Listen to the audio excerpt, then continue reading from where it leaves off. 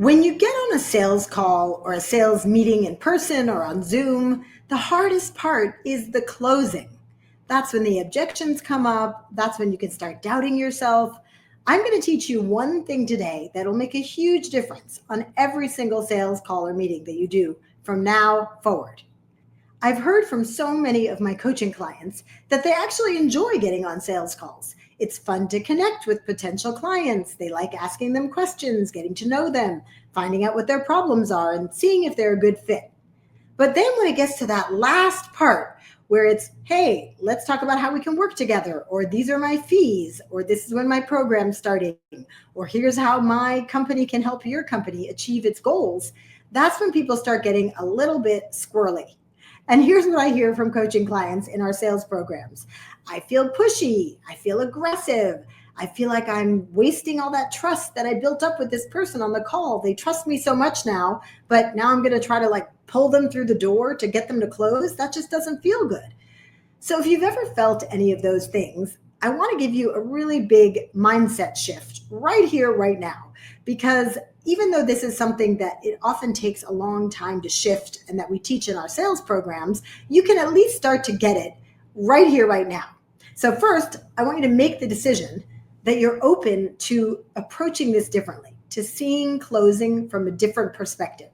I taught last week about how business is a little bit like a game of Boggle, the word game, where you have to turn the board in order to see new things. So I'm going to ask you to turn the board on your perspective around what happens when it's time to close the deal. So the big mindset shift I want you to make is that when those thoughts come up of I'm being pushy, I'm being aggressive, I don't think they want to hear this, I thought they really liked me, but now it looks like they don't want to work with me, I want you to quiet all that down and remind yourself of this one thing. It's not about you. It's not about you. It's about them. This is the thing that's going to make the biggest difference in your ability to close deals. And when I learned sales, one of my trainers had me put this on a Post-it next to my computer. It's not about you, because it's so natural for those feelings to pop up. Nobody likes to feel rejected. So when you're in the closing part, which should happen at the end in the method I created, the CURE method, we always say that you wait until the end to talk about your products and services, because you may not even know what problem they need to solve. There's a whole process that we teach you in our program to get to the right ending where you share your products and services and you either get to a yes or let me introduce you to the decision maker. And so when you feel those feelings bubbling up of feeling out of integrity or pushy or aggressive or whatever language you use, I want you to just remember it's not about me, it's about them. And maybe try to think about how it might have taken this person weeks or months or years to set up a call like this and to even explore having their problems fixed by a coach or a consultant or whatever it is that your business does. And are you really going to let them get off the phone without getting that result, especially if you know you can help them?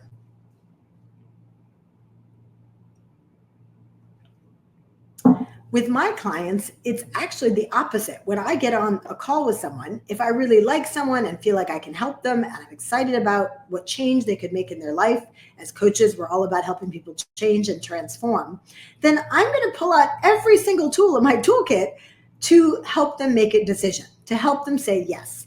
And here's part of why I like to do that is that I always think about, well, if we don't get to a yes, and I take all of their excuses about why it's not the right time, and I have to ask my spouse, and I didn't know it was going to cost that much, all the things that you hear during objections when you're closing. If I just say, okay, well, it was nice talking to you and let them off the phone, guess what? They're going to set up calls with another 3, 5, 10, who knows how many coaches, until they find someone who can help them get over their fears. So really what's happening when you're in that closing part is that the person's afraid. They're afraid because 1, they're going to spend a bunch of money to get help. 2, they're about to make a big change. And when you're about to make a big change, your amygdala, which is a part of the brain that handles fight, flight, or fear, you've heard me talk about this in other episodes, it goes into high gear and it makes you anxious and it makes you come up with excuses and it makes you want to just get off the phone. I've had people say crazy stuff to me to get off the phone because they go into this little panic mode. I had one woman who was like, I really want to do this, but my son has my credit card and he's at the supermarket. I was like, wow, I have never heard that one before. Okay. We have a lot of work to do to get you through the door. And I've done it myself when I'm about to make a big purchase and I feel really anxious and I start thinking of all the reasons why I don't really need this or it's not a good idea. Even if I had already made the decision to make the big purchase, have the money set aside, and I'm ready to do the thing. So have a little empathy for your client, that when you hear them giving all these objections, which is just a fancy term for all the excuses they're giving at the end of a sales call to say no or get off the phone or not spend money, have a little empathy that they really need you to be better at your job than they are at giving excuses. And that's one of the reasons to get sales training, is if you really want to help your clients, go get those skills. That's why I got them. I knew I'd be able to help so many more women if I got comfortable coaching them through that really difficult decision to invest in themselves. So I hope you'll take my number one tip and use it on your next sales call or meeting, which is, it's not about you. And if you need to put it on Post-it, put it on a Post-it. Your brain will continue to kick up those fear factors when they say, I'm not sure I have the money, or maybe I need to do the next one. But I want you to think, hey, this person has shared with me a lot of pain on this call.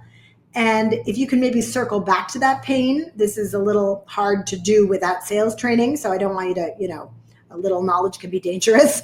But that when you get sales training, you learn how to show the person and help the person realize that it's actually going to cost them more to keep the problem than to pay you to solve it. I'm going to say that again, because this is really key in sales. It's going to cost them more to keep the problem than to pay you to solve it. And once that light bulb goes off and you're able to really guide them to the place where they realize, like, oh, this is what I need to do, no matter how afraid I am, no matter how many coaches or consultants I've already talked to, today's the day. I'm going to end this problem once and for all because it's costing me too much. That's when you're going to start getting to yes more and more often. If you need help with that, reach out to us. We have sales programs that we run a few times a year. Sales Cure Live is where you can get live training and role play with me. And we have Sales Cure DIY that you can do on your own time. They're both very affordable. And we've graduated thousands of women who are using these same skills to close deals of $50,000, $100,000 and more. So set up a call if you want to learn more. And I hope you will start using this right away. And I'll see you back here soon. In the meantime, stay brave and go big.